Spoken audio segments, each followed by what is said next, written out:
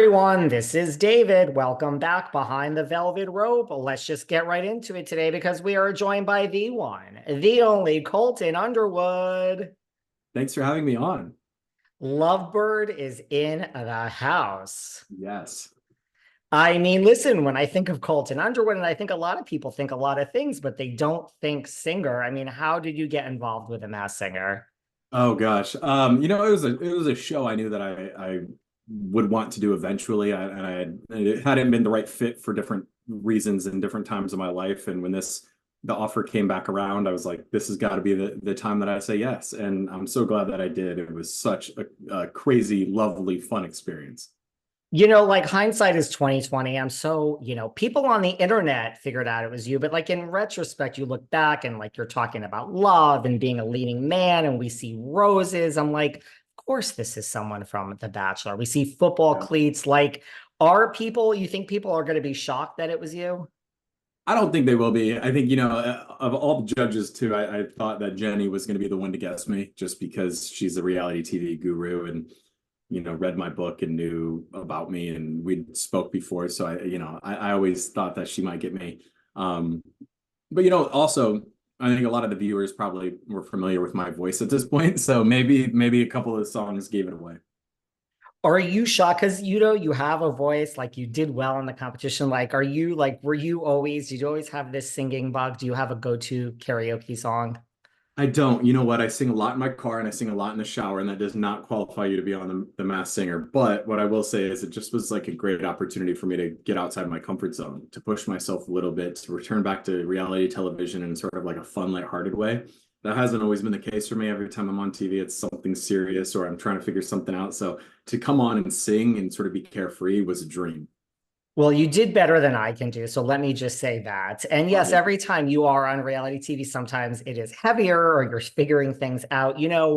Speaking of roses and that, like when you look back to your time on The Bachelor, like it's only been 5 years, but you had been Right. through so much, like personally, publicly. I mean, if you asked me when you were on The Bachelor, I would have said about 20 years ago. Like, does it seem like just another lifetime to you?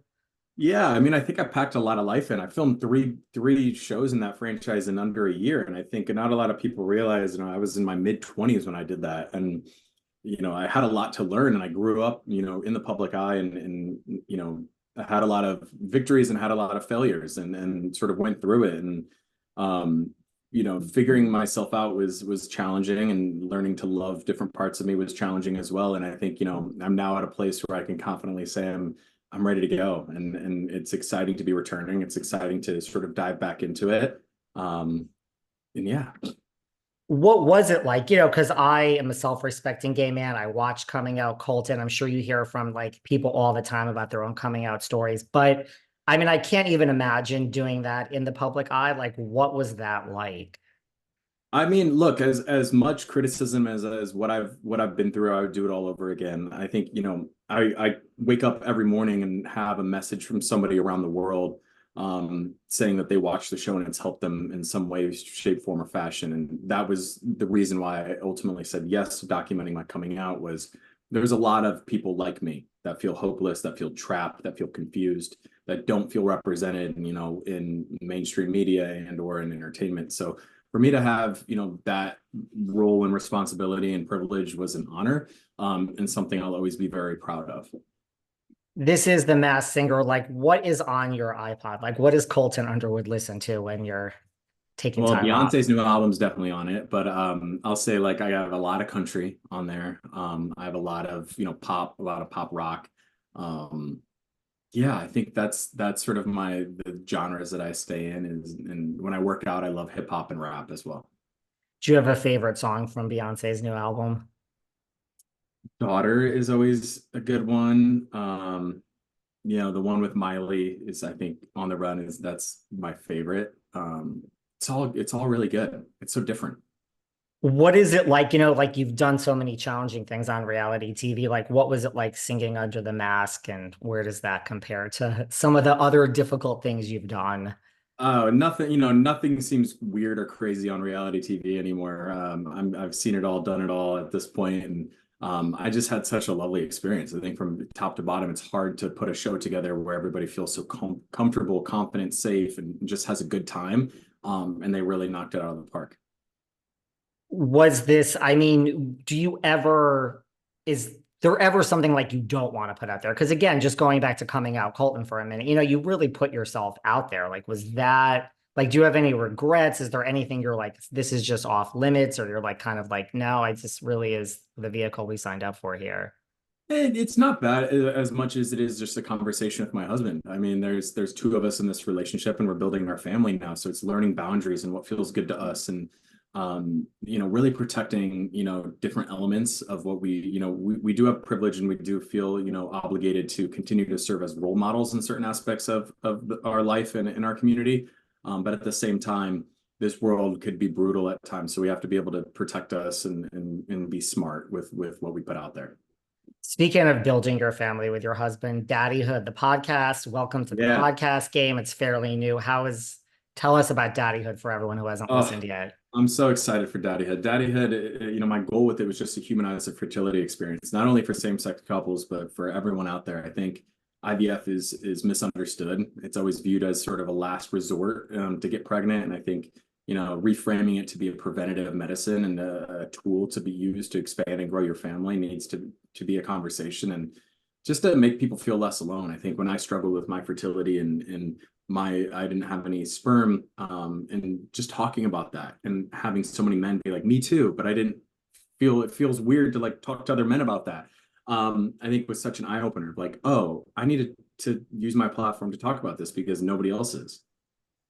Right. And I'm sure that's helping so many people as well. Yeah. You were just at the Sprinter launch, Kylie Jenner's new vodka. Like the Kardashians is the Masked Singer and Kardashians is such destination TV for so Yeah. many people. Like, do you have guilty pleasures? Like you've been on so much reality TV now, the Masked Singer. Like, do you watch reality TV? Like, what are your guilty pleasures? I do. I love the challenge. I love this last season of Traders. I think it was great. I obviously, keep up with the Kardashians for sure. I think they're incredible reality stars, but also just good human beings that are really, doing some fun things in the world. And they're entertaining. That's all you have to be. Obviously, the Masked Singer is one of them as well. Anything that has like competition element, I can get behind. Well, the Traders does pull from a variety of shows. They had some Bachelor representation. Might you be heading to the castle in Scotland next? We'll see. I don't speak in definitives, but we'll see what's up next for me. I mean, I'm always down to compete. I'm always down to have a good time, but it just sort of has to make sense in my life. Do you keep up like with Bachelor Nation? Like Joey Graziati, like so many people thought like this season was like a return to form and that he kind of saved the franchise and it was like back to the olden days. I thought it was a great season of The Bachelor with Joey. What I are your don't. I, thoughts? I really don't watch. I don't keep up with a ton of them. I think I'm going to Tyler Cameron's launch of his Amazon show tonight, so I'll support him there. But yeah, it's been one of those things. My life has just changed so much since I left that franchise, and I just am really happy in the place that I'm at. But no ill will towards anybody in it. It just isn't something I'm interested in really staying involved in right now. Do you have a favorite song? Like I know you're kind of playing your song at least for a week if you stayed in the Masked Singer competition. Like what was on your horizon, or was there a song you were hoping to sing Yeah, based on a certain